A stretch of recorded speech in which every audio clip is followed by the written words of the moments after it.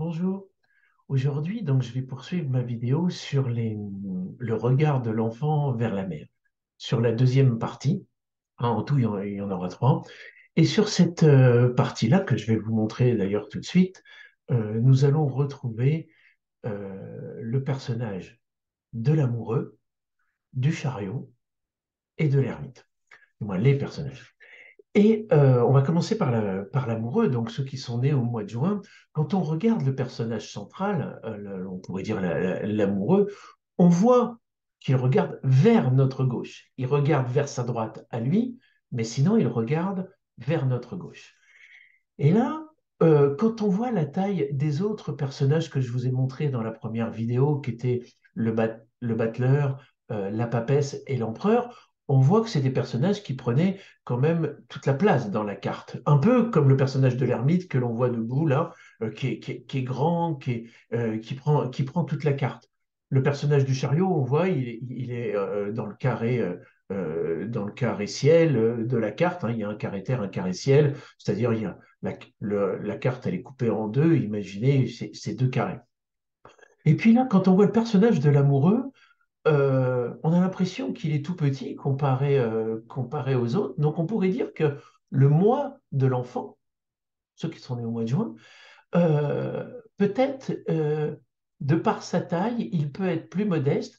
Alors ça peut être aussi bien sa taille physique que sa dimension spirituelle, que sa vibration spirituelle.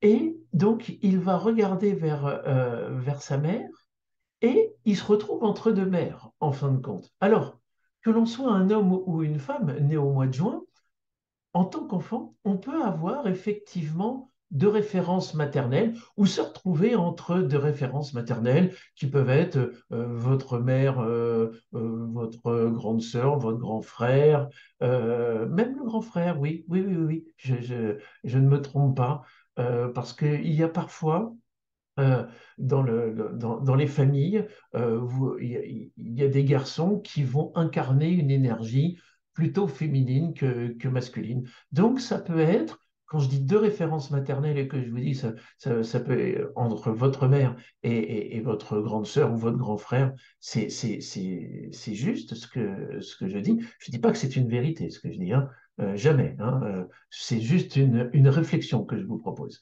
Et puis, alors, ça peut être une grand-mère, une tante.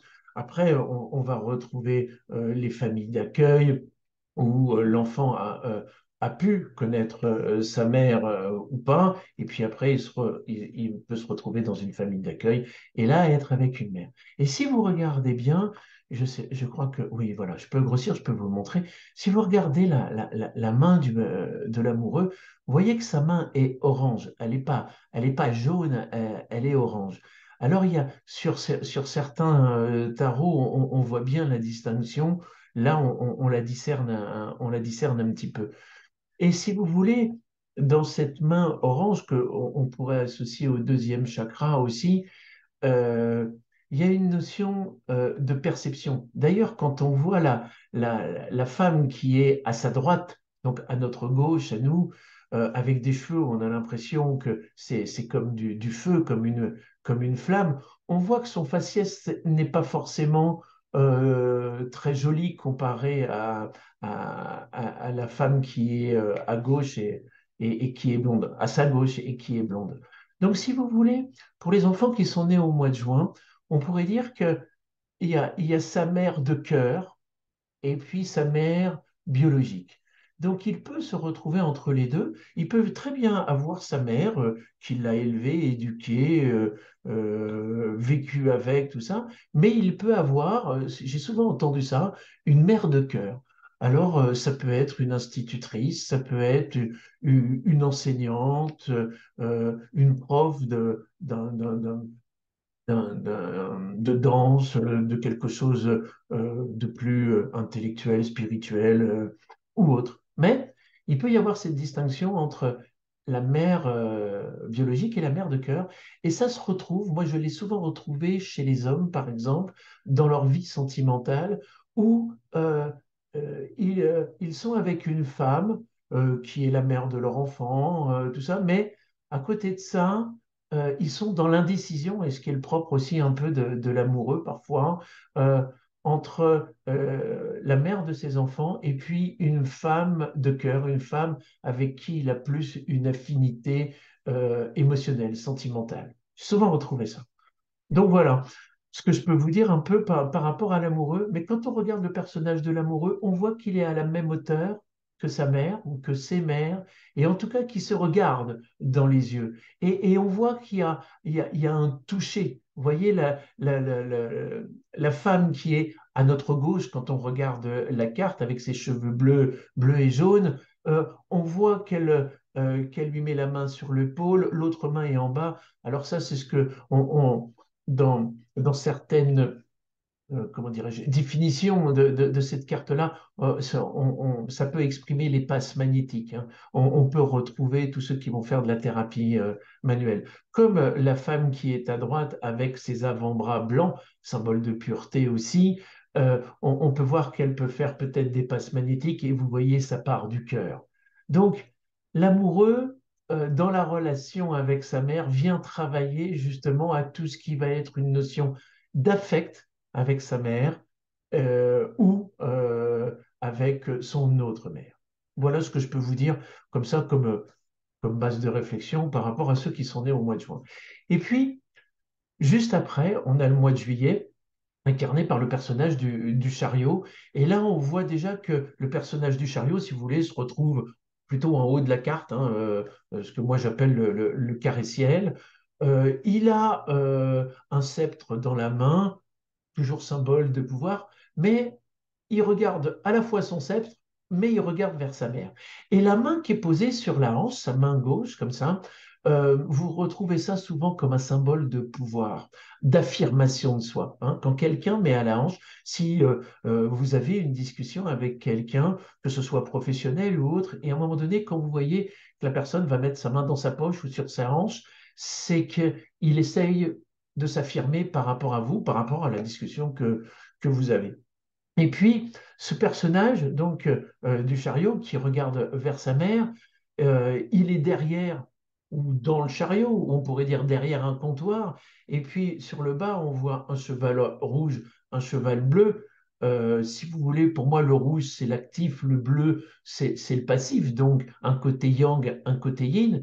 Et d'ailleurs, quand on regarde les deux chevaux, par rapport au personnage du chariot, ben, on voit que le cheval rouge est bien à sa droite et le cheval bleu est bien à sa gauche. Voilà. Parce que pour moi, le côté droit, c'est plutôt le côté masculin paternel et le côté gauche plutôt féminin et maternel. Et donc là, il regarde vers sa mère, il monte ce sceptre, il met sa main sur la hanche. Il y a une notion pour ceux qui sont nés au mois de juillet, et moi je ne vous parle pas des signes astrologiques, hein, je vous parle vraiment par rapport aux lames du tarot et aux personnages. Ils viennent travailler dans la relation avec leur mère sur à la fois s'affirmer euh, dans la famille, parce que le chariot aussi incarne le fait d'être avec ses proches. Le chariot, on pourrait dire, c'est quelqu'un qui doit être altruiste, qui doit aller vers les autres d'une manière générale, et plus particulièrement là, vers sa mère. Alors ce qui sera intéressant, c'est de voir justement le jour de naissance, quelle âme est incarné par l'image maternelle et justement comment il va faire pour aller vers sa mère en fonction de comment il l'aperçoit. Parce que le jour de naissance, pour moi, c'est l'image de la mère et c'est comment l'enfant va percevoir sa mère. Alors que la relation avec sa mère, c'est l'addition du jour et du mois de naissance. Et ça, ben, là, dans l'exemple que je vous donne pour l'instant, je vous parle que du mois de naissance. Mais ça peut être très, très intéressant de voir après l'image de la mère. Et puis, quelle énergie relationnelle l'enfant a choisi dans cette vie-ci, parce que moi, je crois que nous en avons plusieurs, des vies, et que nous choisissons nos parents. Mais c'est une croyance personnelle. Voilà. Donc, avec le personnage du chariot, l'enfant devrait aller vers sa mère, doit aller vers sa mère, lui montrer qu'il existe, et puis en même temps de faire quelque chose avec sa mère, d'être avec sa mère, de l'accompagner. Et comme il a un chariot, on pourrait presque dire bah, qu'il pourrait emmener sa mère dans son chariot et puis la conduire où elle a besoin d'aller. Alors ça, on retrouve ça parfois dans notre vie quand nous avons grandi et puis que nous avons au moins une voiture et de dire à nos parents ou à notre mère, bah tiens, si tu veux, je t'emmène faire les courses, je t'emmène pour aller se promener, pour partir en week-end ou des choses comme ça. Mais il y a une notion de voyager ensemble. Voilà. Et puis, pour ceux qui sont nés au mois de septembre, l'ermite, alors vous voyez que l'ermite est écrit avec un H, hein, parce qu'on parle du dieu Hermès, Trismégis, le trois fois grand, et c'est pas l'ermite, le solitaire.